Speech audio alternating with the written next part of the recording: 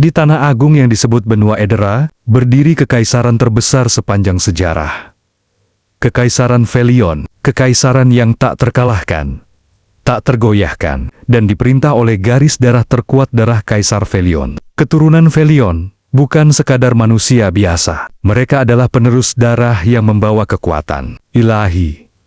Kekuatan yang menjadikan mereka Sword Master terhebat, pemimpin perang, dan penguasa dunia. Rambut hitam legam dan mata merah darah menjadi ciri khas tak terbantahkan dari darah murni Felion. Dalam sejarah, satu ayunan pedang Kaisar Eldric de Velion saja mampu menjatuhkan ribuan tentara. Dialah pedang kekaisaran, pemegang Ignis Valom, sosok yang bahkan para penyihir agung segan menyebut namanya. Namun jauh di bawah gemerlap kejayaan itu, tersembunyi sebuah legenda kuno. Legenda tentang penyatuan darah kaisar dan darah bintang. Ketika kekuatan pedang dan sihir kuno bertemu dalam satu jiwa, maka lahirlah kekuatan yang bahkan para dewa pun gemetar mendengarnya. Tapi bagi para penguasa Felion, itu hanyalah dongeng yang telah lama terlupakan. Hingga lahirlah Aurelia de Velion, anak dari Kaisar Eldric de Velion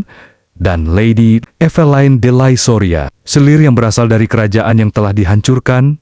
Lysoria, Eveline bukan wanita biasa. Ia adalah pewaris terakhir darah bintang, garis keturunan penyihir putih yang memiliki kekuatan sihir purba. Namun karena darahnya bukan darah murni, baik Eveline maupun putrinya tak pernah diakui. Aurelia, dengan rambut hitam Felion dan mata biru safir, Lysoria, adalah noda di mata kekaisaran. Ia tumbuh dalam hinaan dan cemoohan, hingga fitnah keji menjatuhkannya. Di hadapan seluruh istana, Kaisar Eldric mencabut gelar dan kehormatannya, membuangnya ke tanah asing seperti sampah yang tak berharga. Namun tak ada yang tahu, darah dalam diri Aurelia bukan darah biasa. Malam itu, saat langit menangis dan tanah merintih, takdir yang terlupakan kembali bergerak.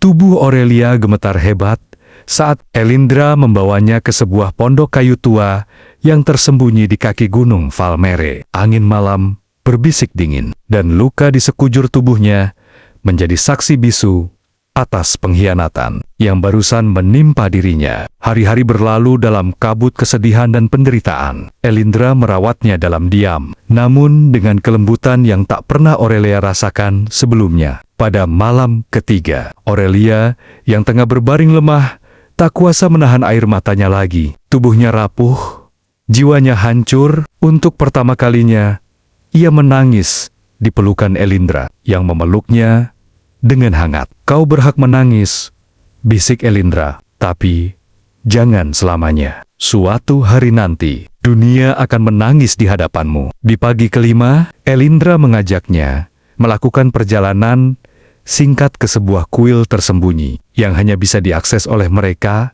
yang membawa darah Lysoria. Di sanalah rahasia masa lalunya perlahan mulai terungkap. Sepanjang perjalanan, Aurelia mengalami mimpi-mimpi aneh. Ia melihat bayangan ibunya Eveline berdiri di tebing berkabut, berbisik lembut, "Ingat siapa dirimu, jangan lupakan darahmu." Setibanya di kuil, segel kuno bergetar saat Aurelia mendekat. Elindra membimbingnya untuk menyentuh sebuah artefak kristal biru.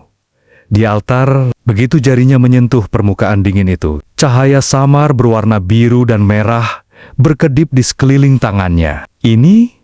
Apa ini?" bisik Aurelia ketakutan. Elindra menatapnya dalam. "Itulah darahmu yang memanggil. Felion dan Lysoria, kekuatan yang jika bersatu akan mengguncang dunia." Aurelia menatap kilauan cahaya yang bergetar di tangannya. Setetes air mata jatuh. Ia berbisik pelan, "Ibu, aku akan menemukan jalan, apapun yang terjadi." Dan di sanalah, di bawah sinar bulan dan di tengah keheningan kuil purba, api kecil harapan dalam hati Aurelia mulai menyala kembali. Hari-hari berikutnya, Aurelia perlahan mulai pulih. Tubuhnya masih lemah, tetapi jiwanya mulai menemukan kekuatan yang selama ini terpendam. Elindra memulai pelatihan ringan, bukan hanya sihir, tetapi juga pedang. "Kau adalah darah dari dua dunia. Jangan biarkan mereka mendikte siapa dirimu, ucap Elindra sambil memandu langkahnya yang gemetar. Setiap malam, Aurelia bermimpi aneh. Kilatan pedang kaisar, nyanyian lembut ibunya, dan suara bisikan yang memanggil namanya. Suatu malam, saat duduk di depan perapian, Aurelia tanpa sadar teringat masa kecilnya bersama ibunya, Eveline de Laisoria. Ia melihat bayangan ibunya memperlihatkan sebuah batu permata biru yang berkilauan dalam gelap. "Ingat, Aurelia," bisik ibunya lembut sambil menyentuh rambut hitam kecil putrinya. "Suatu hari, saat mereka membuangmu, ingatlah, kau bukan hanya anak Felion, tapi pewaris Laisoria. Darah bintang mengalir di nadimu." Aurelia terdiam, matanya berkaca-kaca. Kenangan itu begitu kuat hingga membuat dadanya sesak. Namun kedamaian itu tak bertahan lama. Di kejauhan, Pangeran Sail de Felion, putra mahkota yang sombong, dan permaisuri Althea de Felion, ibu tirinya yang kejam, mendapat kabar bahwa Aurelia masih hidup. "Dia harus dihapuskan," bisik Althea dengan suara dingin di ruang singgasana gelap. "Jangan beri dia kesempatan mengangkat kepalanya." Kyle menyeringai, "Aku akan mengirim satria hitam dan pemburu bayaran. Dia tak akan lolos kali ini." Malam itu, saat kabut turun dari gunung, suara langkah kaki mencurigakan terdengar di sekitar pondok. "Aurelia, hati-hati," bisik Elindra, menariknya ke belakang. Terlambat, sosok-sosok berjubah gelap menyerbu. "Tangkap dia!" Atas nama kekaisaran. Aurelia gemetar, tangannya tak stabil. Keringat dingin membasahi pelipisnya. Kenangan saat dicampakkan dan dihina menghantam pikirannya. "Jangan takut, lawan mereka!" seru Elindra. Saat salah satu musuh mengayunkan pedang ke arahnya, Aurelia berteriak, "Cukup!" Ledakan cahaya biru dan merah menyembur dari tubuhnya. Suara gemuruh bergema, tanah retak, musuh terhempas jauh. Nafasnya memburu, tangan dan tubuhnya gemetar hebat. Apa yang kulakukan?" Elindra bergegas menghampirinya. Wajahnya pucat, "Darahmu mulai bangkit, tapi kau belum mampu mengendalikannya." Pagi itu, tanpa pilihan lain, mereka meninggalkan pondok. Perjalanan menuju kuil Valenora dimulai, tempat di mana Aurelia bisa mulai memahami dan mengendalikan kekuatan besar dalam dirinya. Di puncak bukit, sebelum melanjutkan perjalanan, Aurelia menatap langit pagi yang kelabu. Dalam hatinya, perlahan tapi pasti, sebuah tekad lahir. Suatu hari nanti, aku akan kembali. Dan saat itu tiba, mereka semua akan berlutut di hadapanku.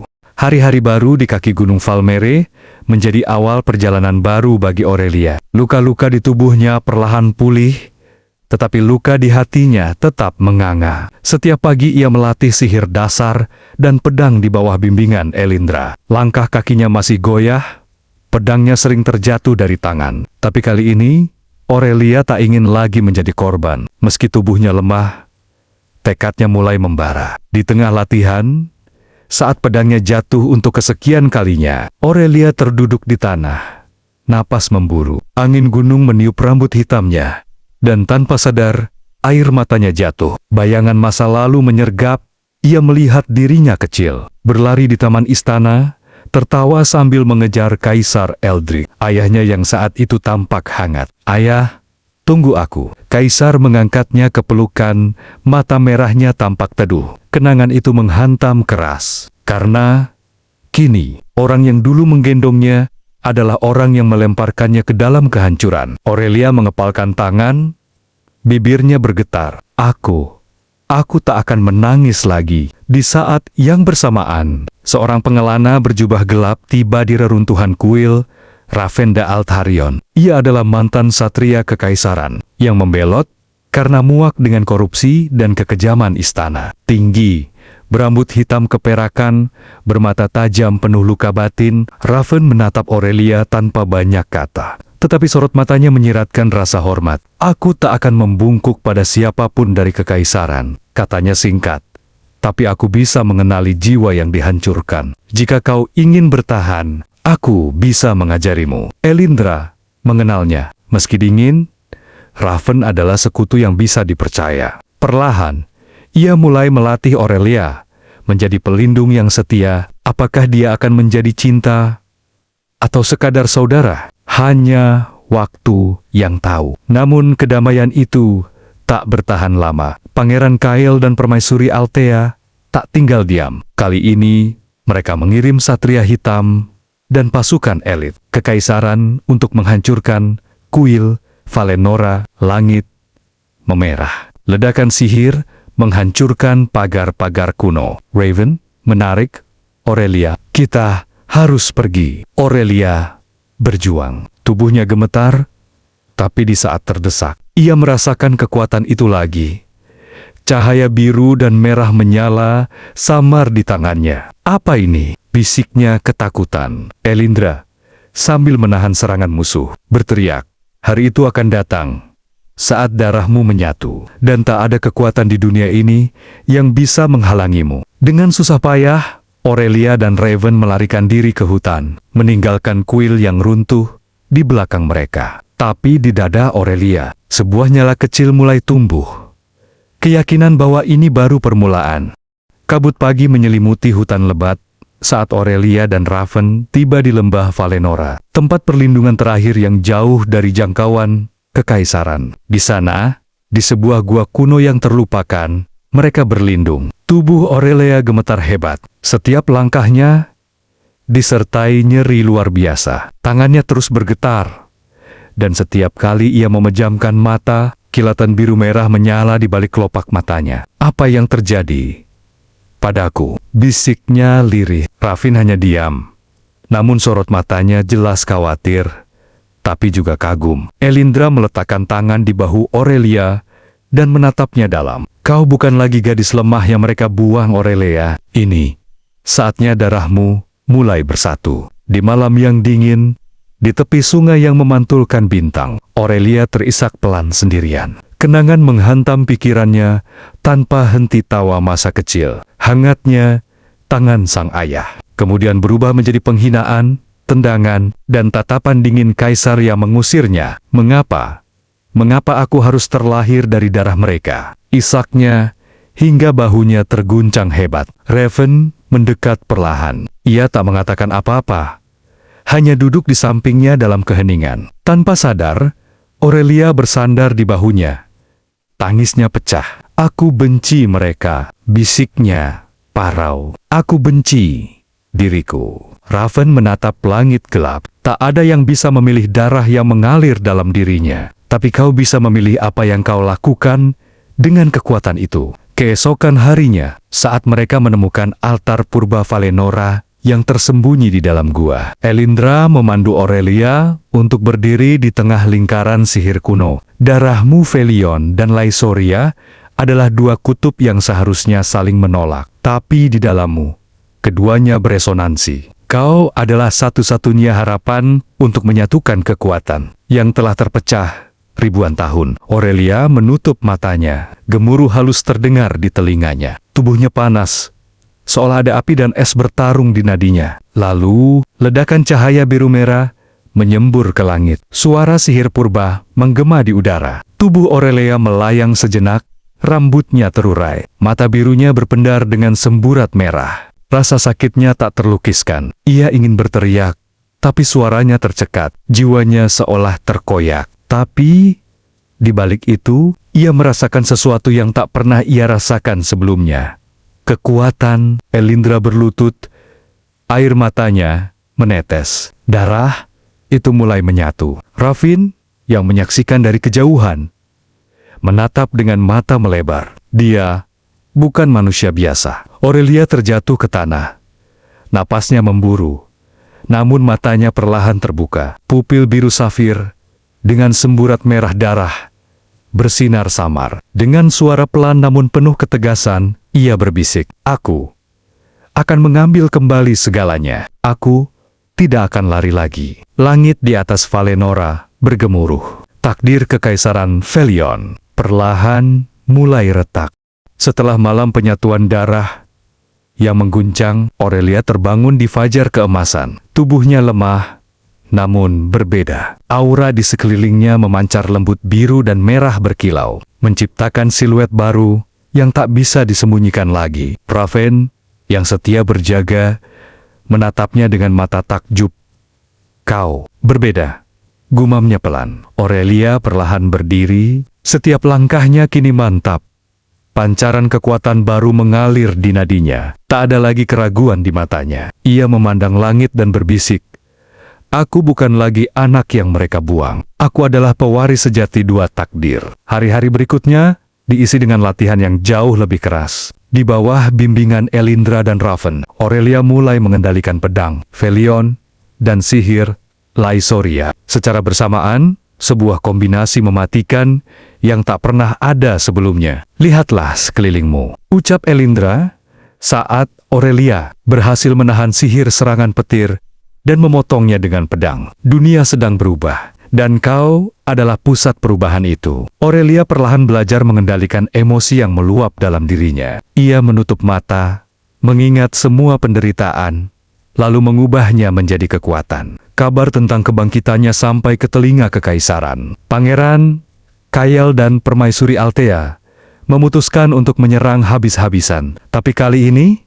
Aurelia tidak lagi bersembunyi. Ia memimpin Raven dan para pendukung kecil yang mulai bergabung bersamanya untuk melawan pasukan kegelapan kekaisaran. Dalam pertempuran singkat namun brutal, Aurelia memperlihatkan kekuatan penuhnya tebasan. Pedang bercahaya biru merah yang mampu membelah tanah. Sihir yang mampu menahan sihir hitam kekaisaran. Musuh terpana. Bahkan Raven berbisik lirih, "Dia bukan milik dunia ini lagi." Akhirnya, tibalah hari yang ditunggu. Aurelia dan pasukannya menyerbu istana Felion. Langit mendung, lonceng pertempuran bergema. Di hadapannya berdiri Kaisar Eldric di Felion, Pangeran Kael, dan Permaisuri Althea III, wajah yang menghancurkan hidupnya. Aurelia melangkah maju. Jubahnya berkibar, mata biru merahnya bersinar tajam. "Hari ini, aku mengambil kembali segalanya yang kalian rampas dariku." Pertarungan meledak. Kael jatuh oleh tangan Raven. Permaisuri Althea terperangkap dalam sihir Lysoria yang membekukan lidahnya selamanya. Dan akhirnya, hanya Aurelia dan sang kaisar yang tersisa. Kaisar Eldric menatapnya untuk pertama kalinya. Ada keraguan di matanya. Aku pernah menyayangimu," bisiknya. Aurelia tersenyum tipis. "Aku tahu, tapi cinta yang berkhianat lebih kejam dari pedang manapun." Dengan satu ayunan pedang biru merah, Aurelia mengakhiri segalanya. Kaisar jatuh. Kekuasaan Felion runtuh. Bulan demi bulan berlalu. Aurelia dinobatkan bukan hanya sebagai kaisar baru, tapi sebagai pelindung dunia, baru mewakili dua kekuatan yang dulu bertentangan. Kini bersatu. Raven tetap di sisinya. Hubungan mereka berkembang menjadi ikatan yang hangat, apakah cinta atau persaudaraan. Hanya mereka yang tahu. Aurelia de Velian Lysoria berdiri di balkon istana baru, menatap matahari terbit, dan berbisik, "Aku bebas." Angin sepoi-sepoi berhembus di atas menara tertinggi. Istana Felion yang kini berdiri dalam kedamaian. Langit pagi berwarna keemasan, seolah menyambut fajar dari sebuah zaman baru. Di sana, Aurelia de Velian Lysoria berdiri. Rambut hitam panjangnya berkilau diterpa sinar mentari. Mata biru safir berkilau merah, menatap jauh ke cakrawala. Di balik mahkota yang baru ia kenakan, wajahnya memancarkan ketenangan dan kekuatan. Ia bukan lagi gadis rapuh yang ditendang keluar dari istana. Ia kini kaisar agung dari dua warisan, Felion dan Lysoria, yang bersatu dalam dirinya. Di sisinya, Raven de Altarion berdiri dalam keheningan. Senyuman tipis terlukis di wajahnya, penuh rasa hormat dan kepercayaan. "Aku tak pernah membayangkan hari ini akan datang," bisik Aurelia pelan, seolah berbicara pada dirinya sendiri. "Aku kembali, bukan untuk membalas luka dengan kebencian, tapi untuk memutus rantai kelam yang diwariskan turun-temurun. Aku akan menjadi akhir dari dendam." Kerajaan-kerajaan yang dulu tunduk pada tirani kekaisaran mulai berdatangan, bukan dengan rasa takut, melainkan dengan harapan. Aurelia memilih untuk memerintah bukan dengan pedang, tetapi dengan hati yang ditempa penderitaan. Ia menghapus perbudakan. Ia menghentikan perang. Ia membuka jalan bagi era kedamaian yang selama ini hanya menjadi legenda. Tapi di balik senyumnya yang anggun, masih ada luka yang tak bisa hilang sepenuhnya. Luka itu menjadi kekuatannya, pengingat bahwa setiap langkahnya lahir dari kehancuran. Tetapi ia memilih menciptakan kehidupan. Malam terakhir sebelum penobatan resminya, Aurelia berdiri sendiri di halaman taman yang dulu pernah menjadi saksi tawanya saat kecil. Ia menyentuh permata biru darah bintang yang tergantung di lehernya. "Ibu, aku berhasil. Aku tak tahu apakah kau melihatku dari manapun kau berada. Tapi aku takkan pernah melupakan siapa aku sebenarnya." Dari kejauhan, bintang-bintang di langit berpendar lembut, seolah semesta sendiri merestui takdir sang putri yang akhirnya terlahir kembali. Dengan lembut, Aurelia berbisik pada dirinya sendiri, pada dunia, dan pada masa lalu yang akhirnya ia tinggalkan. "Aku bukan siapa-siapa, tapi aku menjadi segalanya, karena aku memilih untuk bangkit." Ini adalah akhir, sekaligus awal. Tamat.